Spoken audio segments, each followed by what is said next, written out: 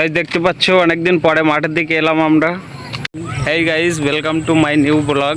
তো অনেকদিন আসলাম মাঠের দিকে, কারণ অনেকদিন আসিনি আর ভিডিও করা হয় না। তা ভিডিওগুলো দেখতে থাকো, এরপরে দেখি প্রত্যেক দিন ভিডিও ছাড়ার চেষ্টা করব, কারণ চ্যানেলটা একটু ফ্রিজ হয়ে গিয়েছে। তো গাইস ভিডিওটা দেখতে থাকো, আরও কিছু শ্যুট করে নেই, তারপরে বলছি তোমাদেরকে।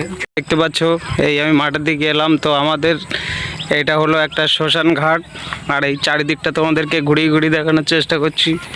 দেখেছো খুবই ভালো একটা সুন্দর মৌসুম। তো গাইস রাস্তা দিয়ে যাচ্ছি, যা সামনে আসছে তাই একটু রেকর্ড করে নিচ্ছি, কিন্তু তা ভিডিওগুলো ভালো লাগলে বলো, আর সবাই কমেন্ট করতে থাকো। তো গাইস দেখতে পাচ্ছ আমাদের সামনে কিছু ছাগল আছে। তো বিকেলের মৌসুমটাই অনেকদিন পরে বেরোলাম বলে সব কিছু যেন একটু ভালো ভালো লাগছে।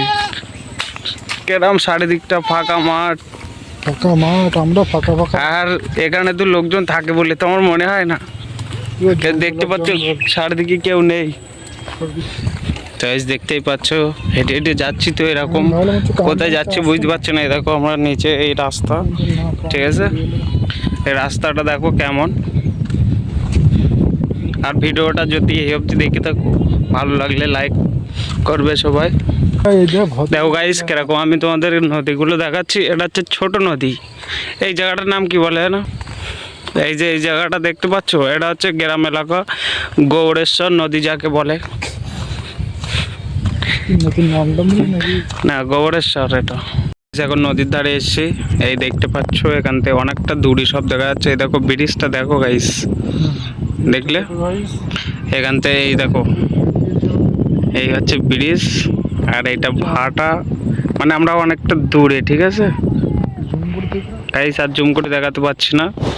তো এখন তো ভিডিও শ্যুট করছিলাম বলে আর কথাগুলো বলতে পারছি না।